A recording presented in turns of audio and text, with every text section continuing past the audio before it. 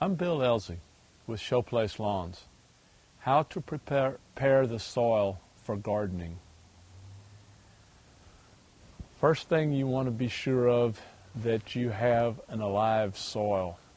Over time, soil tends to lose its energy, so to speak, its life. So therefore, the first thing you want to do is add a good compost to it every year. Dig that compost in, work it in, till it if you can to work it together with the soil.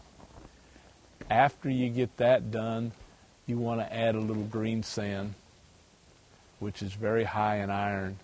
Just a light dusting of that will work as it works together with the soil and the compost.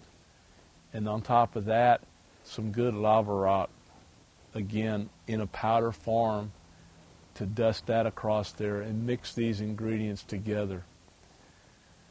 Depending on the type of soil you've got, the compost will help with this a little bit, but you also may want to add some decomposed granite, just a little bit, to help keep that soil from packing together, because you want the soil to stay loose.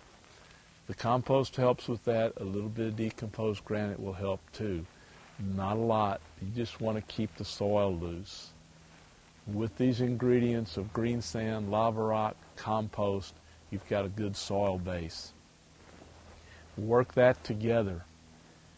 Then try not to till the soil very much until planting, because you want to hold as much moisture in that soil that's there. Every time you till it and loosen it up, the moisture will disperse out into the air, and that dries it out. So don't do as much tilling or digging until you need to plant to help hold that moisture in there.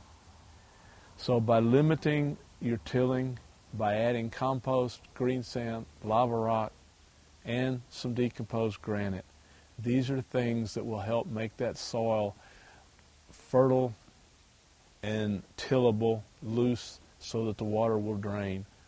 All good things needed in a gardening environment.